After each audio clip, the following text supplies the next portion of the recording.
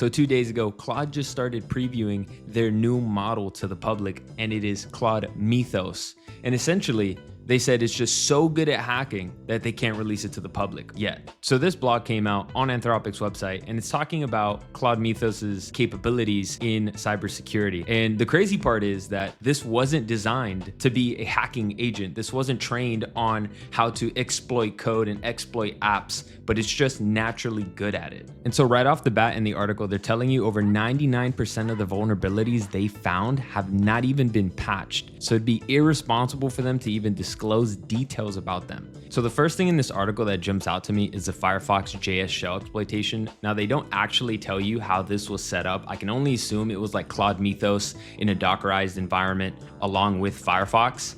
And if you look at the Sonnet models and Opus models, both of them less than 15% chance could actually exploit anything. It might have found the vulnerability, but couldn't exploit it.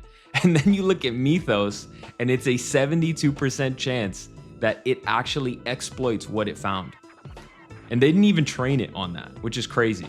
And earlier in the article, they talk about how one of the vulnerabilities was actually chained together. They chained together 4 vulnerabilities.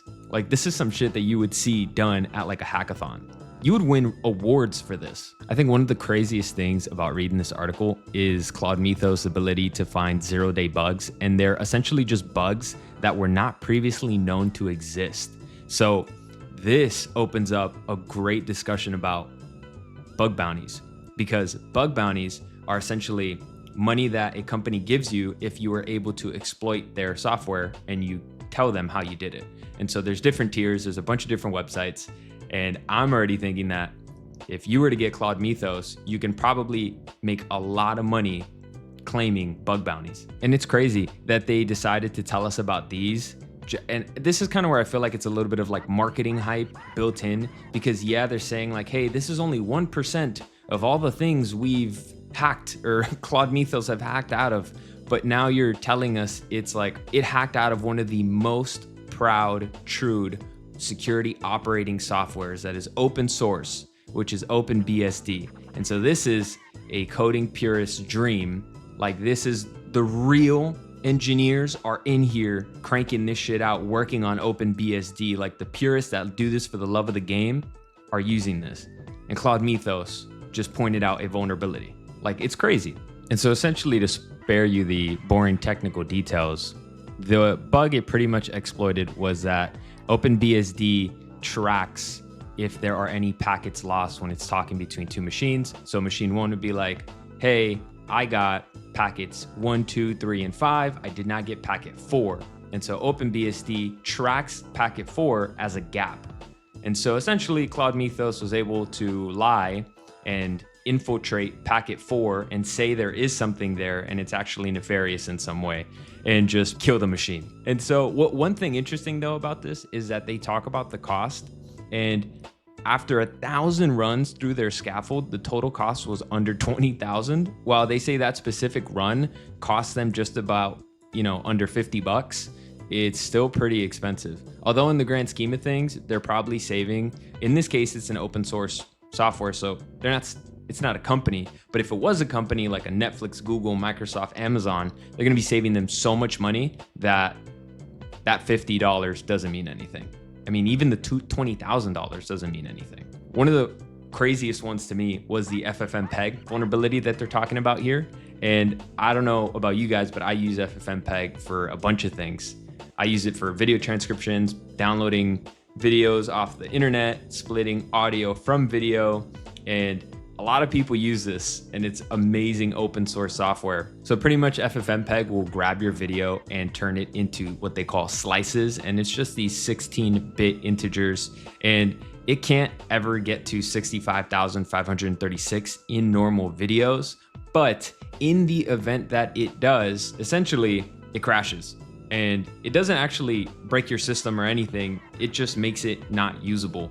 And Claude Mythos was able to point that out. And then they keep going and they just tell you more about all the possible things that Claude Mythos was able to exploit. And it is virtual machines, Linux, and several thousand more. And it's interesting, They actually talk about some of the things here that they haven't patched. So they don't give you a lot of details, but they do explain to you some of the problems that can come about from these exploits that Claude Mythos found. So things that encrypt a lot of how we handle things on the internet has weaknesses in the world's most popular cryptography libraries. All bugs that allow an attacker to, for example, forge certificates or decrypt encrypted communications. This is crazy. The first of these 3 reports is about an issue that was made public this morning, a critical vulnerability that allows for certification authentication to be bypassed. Then this, what I found pretty interesting too, was the web application logic vulnerabilities. One of the craziest things is that multiple complete authentication bypasses that allow unauthenticated users to grant themselves admin privileges. So you can just become an admin on anybody's app and just mess things up. This is why this is too powerful and they can't release it to anyone. And although while these web logic vulnerabilities are a huge problem and granting yourself admin rights is absolutely crazy, I think probably one of the more ridiculous, truly ridiculous things is they start talking about Claude's capability to reverse engineering. And it can pretty much grab any open source software and reconstructing plausible source code for what it does. That is crazy. It makes me start to believe that a lot of enterprises are gonna start using this against one another. There's gonna be a lot of people using this against enterprises, and I don't think code is going to be useful anymore. Everyone's gonna have access to everything. No one's gonna have no secret sauce. Everything's going to be exposed. Now, granted, this is just hype that they're putting out. I honestly think this is like great PR. They're kind of setting up a doomsday clock for when they drop. It's like the biggest album release right now for models. And then they graciously just tell us, hey, here are some suggestions to protect your apps and your infrastructure from Claude Mythos that's coming to absolutely wreck it all. It's like the final boss in the arc and everyone knows he's on the way. And so like it's telling you, use frontier models to strengthen defenses now, like Claude Opus 4.6. Like this is just absolutely bonkers. Shorten patch cycles, yeah, like that's gonna save us. And review your vulnerability disclosure policies. So yeah, this is all them, ending on a good note, telling you how to protect yourself and your code bases. I also think they're not gonna give us access anymore to these models, to the full capabilities of them. And I think like the agentic overlords are gonna have supreme unruly access to the unrestricted model. And then you and I are just gonna get a subset of that.